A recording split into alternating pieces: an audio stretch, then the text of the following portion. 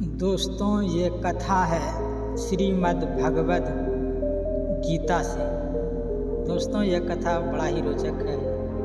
इसके सुनने मात्र से सभी पापों का नाश हो जाए। यह कथा इस प्रकार है। दोस्तों, सुशर्मा बड़ी खोटी बुद्धि का मनुष्य था। पापियों का तो वह शिरोमणि ही था। उसका जन्म वैदिक ज्ञान से शून्य एवं क्रूरतापूर्ण कर्म करने वाले ब्राह्मणों के कुल में हुआ था। वह न ध्यान करता था, न जप, न होम करता था, न अतिथियों का सत्कार। वह लंपट होने के कारण सदा विषयों के सेवन में ही आसक्त रहता था। हल जोतता और पत्ते बेचकर जीविका चलाता था।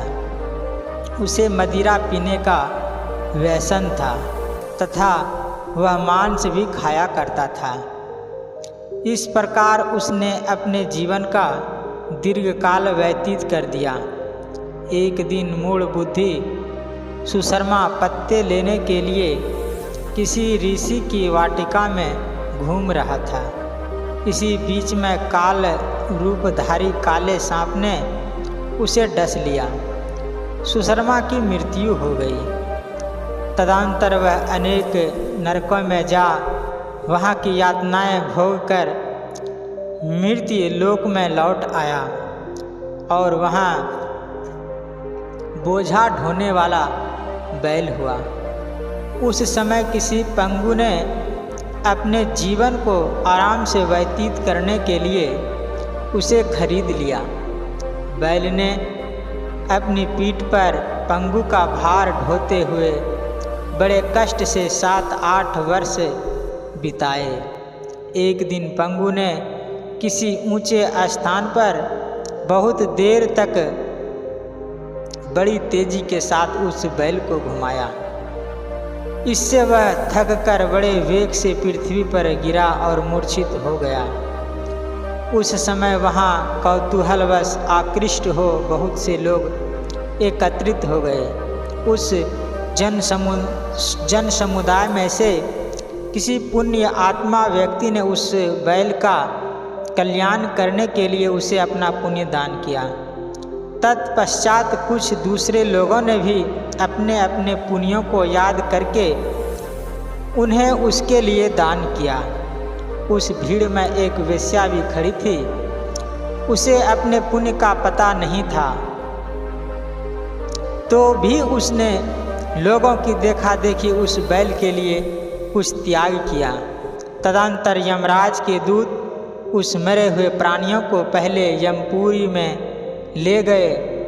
वहाँ यह विचार कर कि यह वेश्या के दिए हुए पुण्य से पुण्यवान हो गया है, उसे छोड़ दिया गया।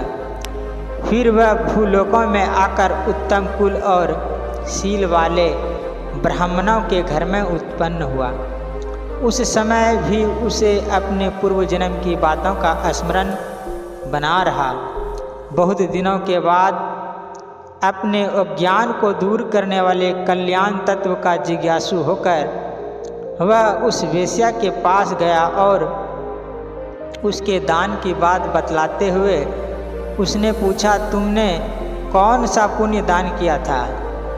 वेश्या ने उत्तर दिया, वह पिंजरे में बैठा हुआ तोता प्रतिदिन कुछ पढ़ता है, उससे मेरा अंतःकरण पवित्र हो गया है।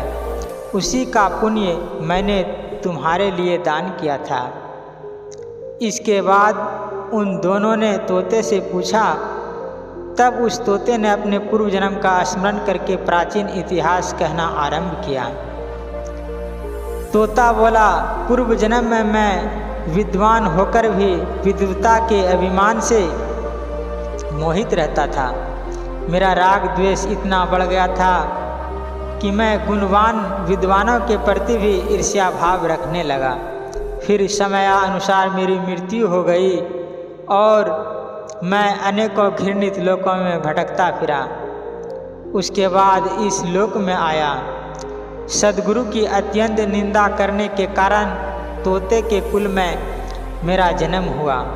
पापी होने के कारण छोटी अवस्था में ही मेरा माता पिता मुझसे वियोग हो गया। एक दिन मैं ग्रीष्म ऋतु में तपे हुए मार्ग पर पड़ा था। वहाँ से कुछ श्रेष्ठ मुनि मुझे उठा लाए और महात्माओं के आश्रम में छोड़ गया। एक पिंजरे में उन्होंने मुझे डाल दिया, वहीं मुझे पढ़ाया गया। ऋषियों के बालक बड़े आदर के साथ गीता के प्रथम अध्याय की आवृत्ति करते थे। उसी से सुनकर मैं भी बारंबार पाठ करने लगा। इसी बीच में एक चोरी करने वाले वहेलिये ने मुझे वहाँ से चुरा लिया। तत्पश्चात इस देवी ने मुझे खरीद लिया। यही मेरा वृत्तांत है, जिसे मैंने आप लोगों से बता दिया। पूर्व काल में मैंने इस प्रथम अध्याय का अभ्यास किया था, जिससे मैंने अपने पापों को दूर किया है। फिर उसी से इस वेश्या का भी अंतःकरण शुद्ध हुआ है और उसी के पुण्य से द्विज श्रेष्ठ सुशर्मा भी पाप मुक्त हुए हैं। इस प्रकार परस्पर वार्तालाप और गीता के प्रथम अध्याय के महात्म की प्रशंसा करके वे तीनों निरंतर अपने अपने घर पर गीता का अभ्यास करने लगे। फिर ज्ञान प्राप्त करके वे मुक्त हो गए। इसीलिए जो गीता के प्रथम अध्याय को पढ़ता सुनता तथा अभ्यास करता है, उसे इस भव सागर को पार करने में कोई कठिनाई नहीं होती है। दोस्तों, यह कहानी बड़ा ही रोचक और बहुत अच्छा है।